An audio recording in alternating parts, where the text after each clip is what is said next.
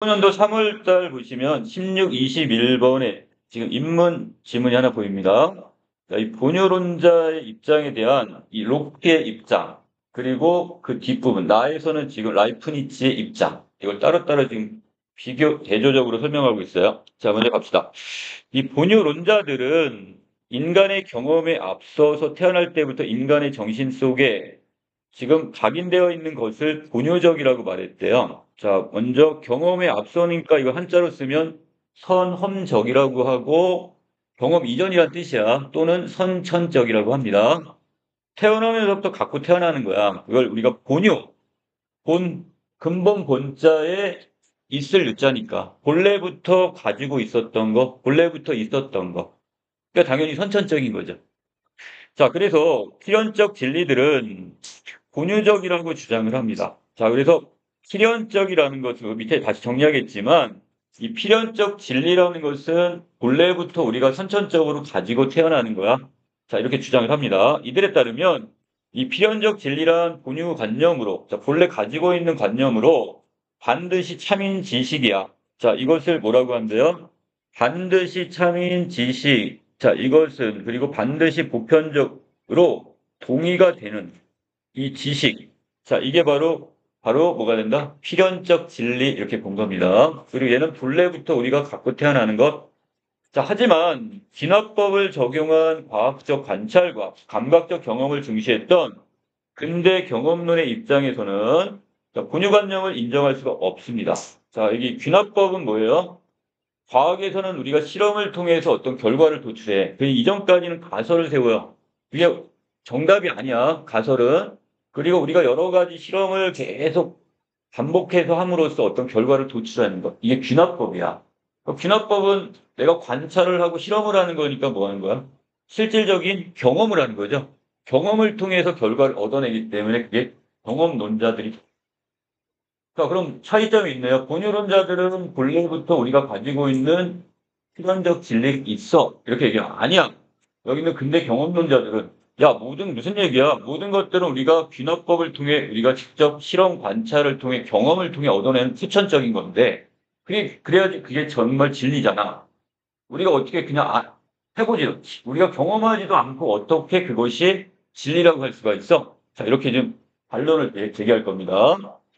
자, 대표적인 경험론자가 누구래요? 로크랍니다. 자, 로크는 갓 태어난 인간의 정신 상태를 백지 상태에 비유해요. 그럼 아무것도 아직 없는 깨끗한 백지 상태야.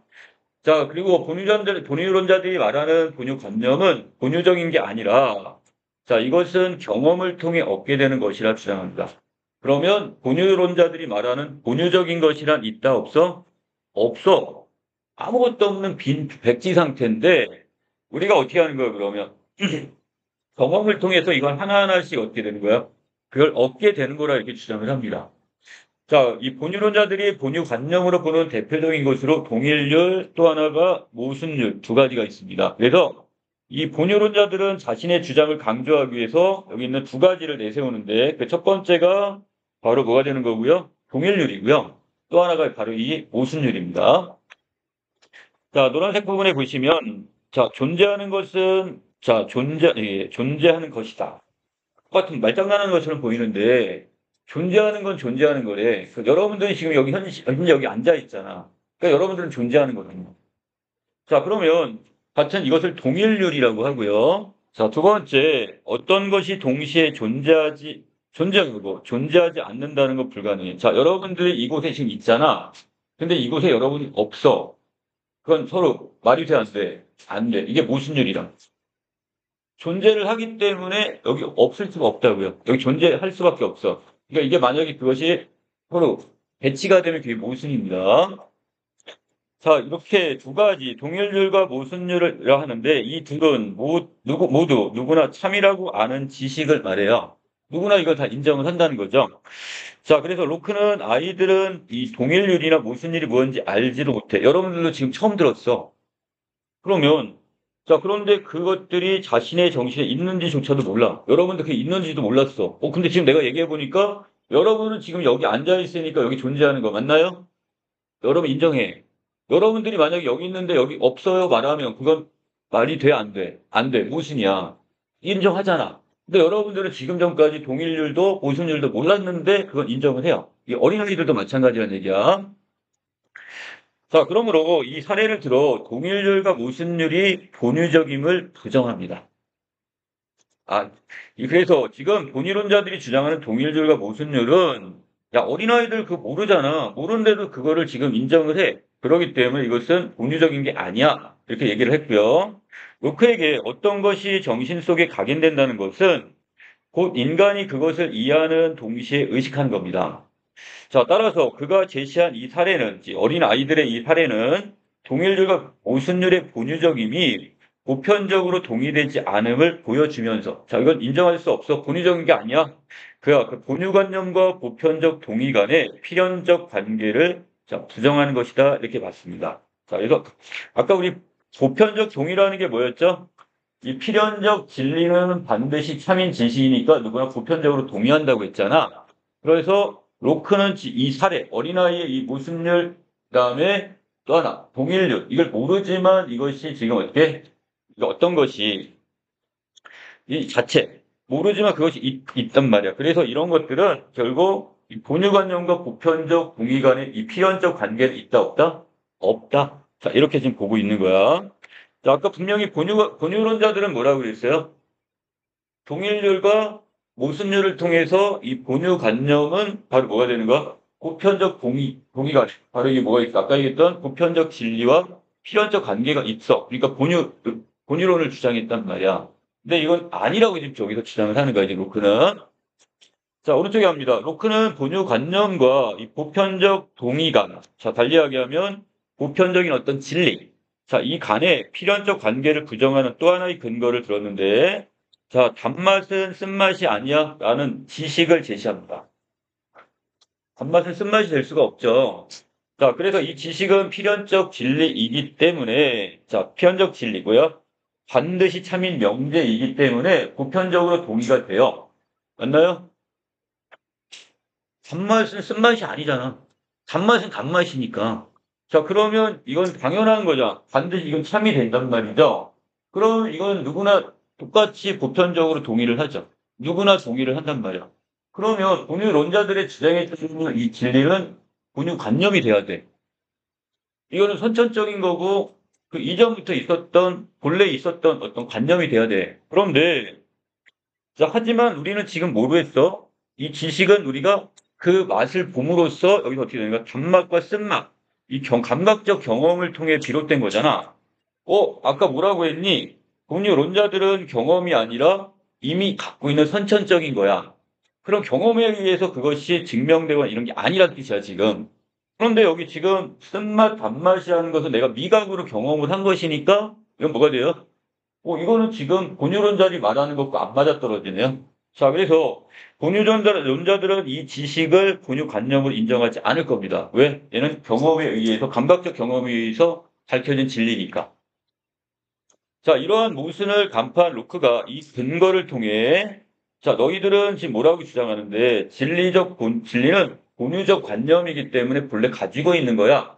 이렇게 말했는데, 이 단맛은 쓴맛이라는 이걸 들었더니, 이거는 경험에 의해 일어난 진리란 말이야.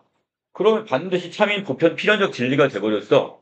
그러면 지금 본유론자들이 말하는 것처럼 이것은 원래 본래 있던 진리가 아니라 지금 경험을 통해 밝혀낸 지식이 진리가 되는 거니까. 이거는 지금 본유론자는 이건 경험이니까 아니라고. 이거는 보편적 진리가 아니야. 본유관념이 아니라고 얘기를 할 거란 말이지. 그럼 모순이 생겨버리는 거죠. 자, 그래서 이 근거를 통해 본유관념이면 반드시 보편적으로 동의가 된다는 본유론자들의 주장을 이렇게 반박을 합니다. 자, 로크는 인간의 정신이 일종의 백제와 같은 상태, 이거 아까 얘기했던 내용이네요. 이 상태에서 정신은 먼저 감각을 통해 달다 쓰다와 같은 개별적이고 특수한 관념들을 받아들인다고 보았어요. 자, 그럼 뭐가 먼저가 되는 거니? 감각으로 내가 달다, 이 커피 다는데, 이거 뜬데, 이런 경험이 먼저야. 그리고 이걸 통해 내가 정신 내지 관념이 받아들이는 거야. 자, 아까 본유적 관념은 뭐야? 본래 있던 관념이니까 경험이 없어도 그것이 옳다고, 참이라고 지금 우리는 보편적으로 다 인지를 해야 되는데, 그리고 동의를 해야 되는데, 얘는 지금 딱 봤더니 감각이 먼저고 그 다음에 거기에 따른 관념이 뒤에 있단 말이에요. 이해되세요? 그러니까 경험론자 입장에서 본유론적 관념이란 없다 이렇게 주장한 근거로 쓸 수 있겠죠. 자, 그 다음에 밑에 그리고 그는 여기서 이 관념들 중에서 일부 관념들에 대한 추상 작용을 통해서 개별 관념들을 일반한 관념을 이해하게 된다고 생각을 했고, 자, 여러 가지 관념들이 있어. 그리고 그 중에서 일부 관념들에 대한 추상화 작용을 통해서 개별 관념들을 일반화하는 거야. 예를 들어 이런 거죠. 이 A, B, C 음식이 있는데 하나하나씩 먹어보면서 달아. 이런 느낌의 감각을 받았단 말이야. 그리고 이것들이 머릿속에 이제 하나의 추상화 과정을 통해서 일반화되는 거야. 아, 이 설탕이라는 음식, 어떤 물질은 달고라는 걸 머릿속에 딱 이렇게 하나의 추상화 과정을 통해 일반화시킬 수가 있다. 자, 결국은 뭐 경험이 먼저, 감각이 먼저고 그 다음에 거기에 따라서 우리의 뭐가 됩니다. 관념이 생겨난다고 보는 이게 바로 경험론자들, 로크의 입장입니다. 자, 그리고 그는 이 동일률이나 모순율과 같은 필연적 진리들, 이거 누가 주장한 거? 본유론자들이 주장한 이 진리들은 이러한 과정을 반복적으로 거치면서 알게 되는 것이라 주장합니다. 자, 그래서 그의 주장에 따르면 지식의 기원은 인간의 경험이고, 자, 본유론자들이 말하는 본유관념은 본유적이라는 이 말은 아니라 이 경험을 통해서 얻어진 그냥 필연적 진리에 불과하다 이렇게 봅니다. 자, 그래서 이걸 통해 본유론자의 생각들은 잘못됐다고 보는 거죠. 자, 나아갑니다. 이 합리론의 입장에 있던 라이프 니츠는 본유관념을 부정할 로크의 주장을 반박하는 얘는 또 다시 반박을 해요. 자, 그 결론, 그 이유가 하나 있어요. 그 이유는 바로 뭐냐? 바로 이 라이프니츠는 본유론자이기 때문에. 그러니까 지금 거꾸로 또 이 로크의 생각 자체를 반대할 수밖에 없는, 반박할 수밖에 없어요. 라이프니츠는 본유관념을 인식하고 이해한 사람은 누구나 보편적으로 동의한다고 봅니다. 자, 그렇다면 라이프니츠는 본유관념을 인정을 하는 거야, 지금. 자, 그런데 본유관념과 보편적 동의 사이에 필연적 관계는 인정하지 않았대요. 자, 그렇다면 아까 우리가 이 본유관념이라는 건 본래 내가 선천적으로 가지고 있는 진리. 자, 반드시 참이된 진리고, 그리고 그것이 뭐라고 표현했어요? 자, 그것은 우리가 보편적인 동의가 이루어지는 지식이다. 이렇게 얘기했었잖아, 여기서. 필연적 진리와 함께. 자, 그런데 라이프니츠는 살짝 한 발 물러섰네요. 뭐를 양보합니까? 여기는 본유관념과 보편적 동의 사이엔 필연적 관계는 인정되지는 않아. 이 부분은 내가 양보할게. 이게 바로 로크와의 공통점 부분이라고 보시면 되겠죠. 그래서 지금 로크가 아주 되게 심각하게 반박을 하니까 라이프니츠는 거기에 대해서 그래? 그러면 이 부분까지는 내가 양보 좀 할게. 자, 이런 정도의 차원으로 이해하시면 될 것 같아요. 동일률이나 모순율이 무엇인지 알지 못하는 어린 아이들이 존재하기 때문에 자, 그래서 이거는 로크가 아까 말했던 그거 있죠? 동일률, 모순율에 대해 어린아이도 이거 모르면서 자, 이게 어떻게 필연적인 이게 보편적으로 아이들이 동의한다고 말할 수 있어? 아이들 몰라. 여러분들도 이게 지금 처음에 동의를 안 하는 이유는 모르니까 이게 뭔지 모르니까. 자, 그런데 여기에 대해서 지금 일부 인정하지만 이 사례는 동일률이나 모순율의 본의적임이 보편적으로 동의된다는 것은 증명될 수 없음을 나타내는 겁니다. 자, 이걸 어떻게 모든 사람이 동일률이나 모순율이 이게 본효적이라고 다 동의하지는 않을 거라는 거죠. 자, 그래서 라이프니츠는 아이들이 동일률이나 모순율을 자각하지 못한 것일 뿐이라고 하면서 자, 여기는 이 동일률이나 모순율을 자각한 모든 사람들은 이 두 지식이 본유적이라고 동의하는 것은 자명. 그건 당연하게 스스로 인정을 할 거고, 분명히 맞아. 이렇게 주장을 할 거란 얘기죠. 자, 그럼 여기서 말하는 라이프니츠가 이게 필연적이지 않다고 보는 이유는 왜 그런 거야? 그래, 일반 사람들, 이 성인들 같은 경우는 당연하게 이 모순율과 동일률을 근거로 해서, 이건 본효적인 거야. 이렇게 다 인정을 하겠지만, 그리고 동의를 할 거란 말이죠. 근데 어린아이들은 그거 진짜 동일률과 모순율을 모르기 때문에, 그러니까 무엇이 그런 아이들한테 이것이 자명하다고, 그걸 동의. 누구나 똑같이 동의하지 않을 거라는 거죠. 그래서 일부는 인정하지 일부 안 하기 때문에 이걸 필연적 관계를 인정할 수가 없다. 이렇게 본 거예요. 자, 밑에 이러한 입장을 따른다면 보편적 동의가 자, 본유관념의 존재에 대한 직접적 근거는 될 수는 없어. 왜?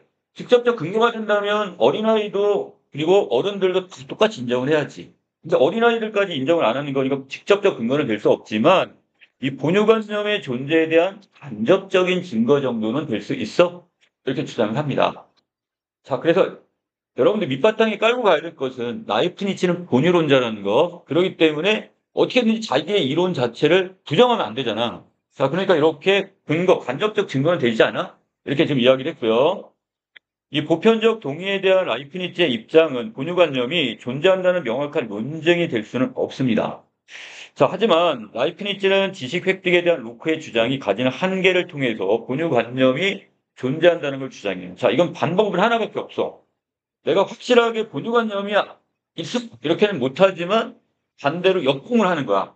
로크가 이렇게 말하는 것의 논리의 허점을 찾아내서 이것 때문에 이건 아니야. 이거 본유관념이 있다고 봐야 돼. 이렇게 주장을 하는 건데 라이프니츠는 지식을 필연적 진리와 사실적 진리로 구분을 합니다. 그리고 지식에 대한 그의 주장에 따르면 필연적 진리는 자, 두 가지 진리 중에 필연적 진리는 반드시 참인 명제이기 때문에 이거 우리 아까 가문단에서 밝혔었죠. 그리고 이것 때문에 누구의 동의 여부와 상관없이 참인 명제가 돼버려요. 자, 아까 누구나 인정하는 필연적인 진리 이게 있단 말이야. 자, 이러한 그의 입장에 따르면 이 본유관념은 필연적 진리이며 본유관념으로부터 추론해낸 참인 지식도 결국 필연적 지식이 됩니다. 자, 여기까지는 본유관념으로 설명이 가능하죠. 맞죠? 그런데 이게 사실적 진리, 또 하나의 진리가 있어. 이건 경험에 의해 인식이 되는 것으로 필연성이 얘는 없어요. 그리고 이건 우연적으로 참이 되는 명제이며 개별적이고 특수한 명제가 바로 여기 얘기는 사실적 진리가 되겠습니다. 예를 들어 사과는 빨갛다에서 빨갛지 않은 사과도 있기 때문에 우연적이고 개별적입니다. 그러니까 내가 눈으로 봤어. 경험을 했더니 사과는 빨개. 근데 그렇지 않은 것도 있어. 라이프니츠는 로크가 언급한 이런 필연적 진리는 귀납적 일반화에 따른 지식으로 자 보았고 그래서 아까 우리 귀납적 일반화가 뭐였어?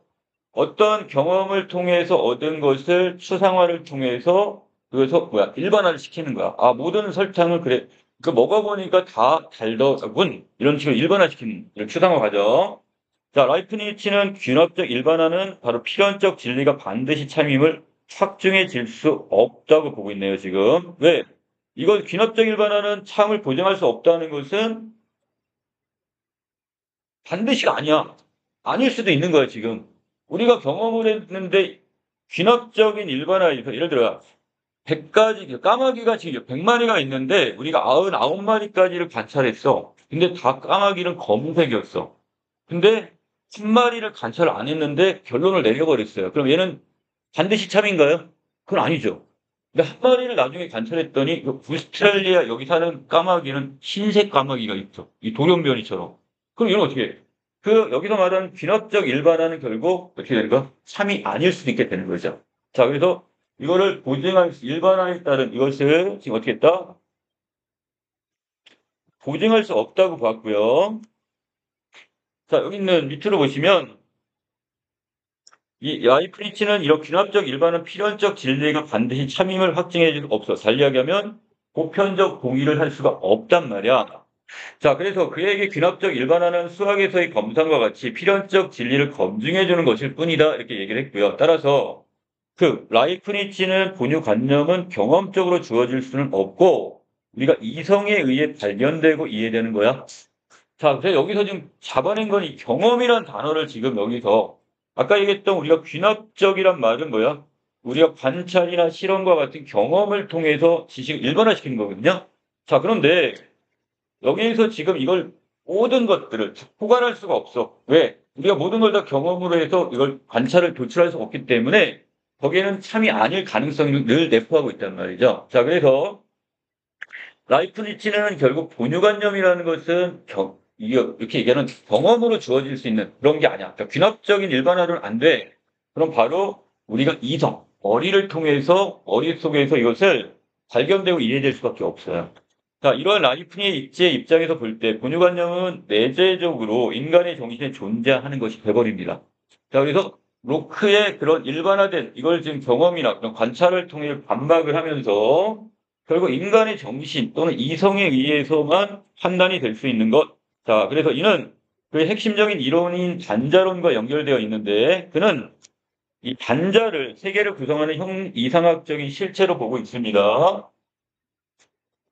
자, 그리고 그 밑에 줄에서 인간에게는 결국 어떻게 정신이란 단자가 있고 이 단자 안에 본유관념이 내재되어 있다고 봤어요. 자, 그렇다면 우리가 정신이라는 단자가 있는데 그 안에는 뭐가 있어요? 이렇게 본유관념. 본래적으로 우리가 인정할 수 있는 지식적인 것.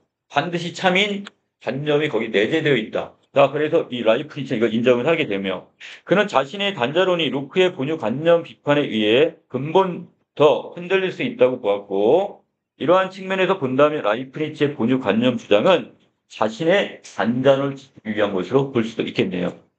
자, 16번입니다. 이 중에 적절한 걸 찾으라고 했죠? 자, 답 중심으로 정리합니다. 가와 나는 모두 각각 특정 철학자. 자, 가에서는 로크가, 그 다음에 나에서는 라이프니츠가 기존 주장에 대한 반박의 내용을 소개했다. 이렇게 보시면 되겠습니다. 자, 17번에 나에 대한 이해가 적절치 않은 걸 찾으려는데, 라이프니츠는 필연적 진리와 사실적 진리 모두를 반드시 참인명제로 보았다? 아니죠. 두 개의 진리가 있긴 하지만, 필연적 진리만이 반드시 참인 명제가 되는 거고 이 사실적 진리는 그렇지 않다고 보았어요. 자, 얘는 지금 제외시켜야 됩니다. 자, 왜? 사실적 진리는 뭐에 의해서 이게 검증이 되는 거야? 경험을 통해서. 자, 그렇기 때문에 경험은 지금 누구 게 아니야. 이건 반드시 참이 되는 명제가 아니란 말이야. 여기는 아까처럼 귀납적 추론이나 이것에 의해서 일반화되는 것이면 이런 것들은 어떻게 돼? 이것은 반드시 참은 아니야. 거짓이 될 수 있는 가능성을 갖고 있단 말이야. 자, 그 다음에 18번에서 로크, 라이프니츠 모두 동의할 수 있는 내용은 뭘까요? 예. 그래서 필연적 진리가 반드시 보편적으로 동의되는 건 아니다. 아까 로크는 당연히 경험론적 입장에서 이 본인어를 반박하면서 이 말을 썼었고, 자, 라이프니츠도 지금 남은단에서 뭐라고 얘기했어요? 자, 어느 정도 지금 본유관념이 분명히 지금 어떻게 여기서 이 본유관념을 인식하고 이해하는 사람이라면 누구나 보편적으로 동의를 해. 그런데 본유관념 자체가 보편적 동의 사실의 필연적 관계를 인정하는 건 아니야. 왜? 어린아이들 같은 경우는 이것을 어떻게 보편적 동의라고 하지 않을 테니까. 자, 그래서 여기서 똑같이 로크와 바로 라이프니츠의 공통점 이렇게 보시면 되겠네요. 자, 둘 다 결국은 보편적 동의되는 것은 아니라고 보고 있습니다. 자, 19번 기억과 니은이 있는데 이 중에 적절하지 않은 걸 찾으랬어요. 자, 로크에게 니은이 뭘까요?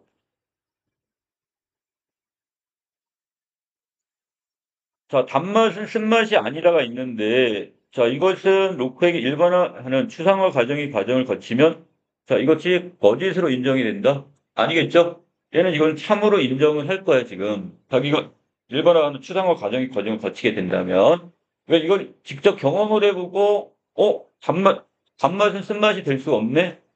그 인정을 하게 될 거니까. 자, 그 다음에 20번에서 두 개가 있는데요. 자, A의 이론과 그 다음에 B의 이론입니다. 자, A의 이론은 아동은 언어에 대한 어떠한 지식도 갖고 있지 않아. 그런데 상황에서 모국어를 습득해. 어떻게? 자, 성인으로부터 언어적 자극을 받게 되고 이를 모방함으로써 시행착오를 겪고 모국어를 학습한단 말이에요. 자, 이거는 어떤 입장일까요? 바로 경험론적, 로크의 입장이라고 보시면 되겠네요. 내가 직접 어린아이가 자극을 받고 그걸 통해서 하나하나 경험을 통해서 아빠, 엄마 이걸 배우다 보면 내가 습득을 하는 거야. 자, 거기에 비해서 B로는요. 아동이 모든 언어에 적용될 수 있는 보편적 문법 규칙을 가지고 태어난 선천적인 거네요. 자, 그렇다면 본유관념의 입장인 라이프니츠의 입장이라고 보시면 되겠습니다. 자, 여기서 지금 적절치 않은 걸 찾는 건데, 자, 5번에 비이론의 모국어 문법 규칙은 가설의 검증을 거친다는 점에서 로크와 라이프니치라면 모두 비이론의 보편적 규칙들, 귀납적 일관에 따른 결과를 본다고 했는데, 아니죠. 여기서 라이프니치는 이거 인정 못해. 이거 귀납적 일관화는 누구의 것이니까, 경험론적 입장이니까, 여기에 대해서 라이프니치는 의문을 제기했습니다. 그래서 경험이 아닌 뭐를 통해서 이성을 통해서만 우리가 진리를, 보편적 문법 규칙을 파악할 수 있다고 본 것, 라이프니츠입니다. 자, 이것을 둘 다, 여기 있는 가설의 검증을 거치고, 이걸 통해 보편적 문법 규칙을 귀납적 일반화한다. 이건 경험론의 입장이에요. 로크는 여기에 대해서 어느 정도 동의를 하겠지만, 라이프니츠는 당연히 거기에 대해서 반대 입장을 취하게 될 겁니다. 자, 여기까지 내용 정리. 하나 더 있네요. 21번. 자, 동그라미 A 부분에 보시면, 자, A는 뭘까요? 자, 따르다. 어떠한 주장에 따르다. 이렇게 나왔는데, 자, 이건 사실이나 기준에 의거하다니까, 자, 여기 선택지 1번에 보시면 내부 규정에 의거하다. 그래서 처리했다. 이 정도로 보시면 됩니다. 답은 1번 이렇게 정리하겠습니다.